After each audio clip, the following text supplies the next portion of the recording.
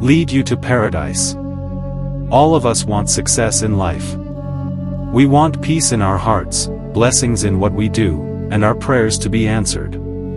But do you know that one of the greatest sources of blessings in life may already be inside your home? Your parents. In Islam, the status of parents is so high that Allah repeatedly commands us in the Quran to worship Him alone and to treat our parents with kindness. Think about that.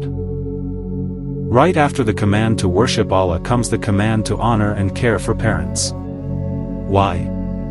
Because our parents were chosen by Allah to become the reason we entered this world. Your mother. The one who carried you for months, endured pain, sacrificed comfort, and stayed awake through countless nights. And your father. The one who worked quietly, hid his exhaustion, and put your needs before his own. But sadly, as we grow older, many of us begin giving less time to the very people who gave us everything. We answer messages instantly.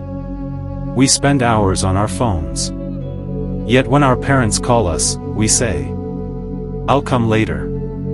Islam does not only teach us to serve our parents. It also teaches us how to speak to them. The Quran teaches us not even to say a word of disrespect or annoyance to them. Think about that. If even a small expression of frustration is discouraged, then how serious must harsh words, arguments, and hurting their feelings be? There is also a well-known teaching in Islam that reminds us. The pleasure of a father is connected to the pleasure of Allah, and displeasing Him can lead to Allah's displeasure.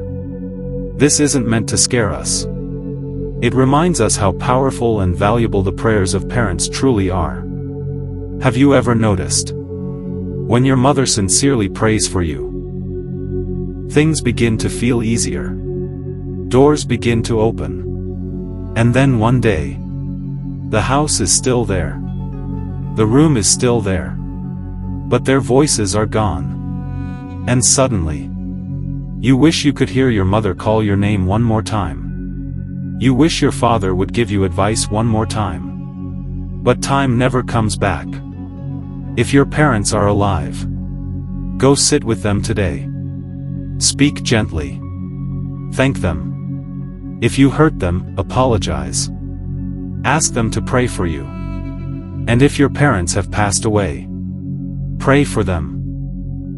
Ask Allah to forgive them. Give charity on their behalf. Continue the good they left behind. Remember this. Prayer with service to parents. Faith with respect for parents. Success with the prayers of parents. These are things that can transform a life. May Allah give us the ability to honor our parents, serve them with sincerity, and earn their prayers.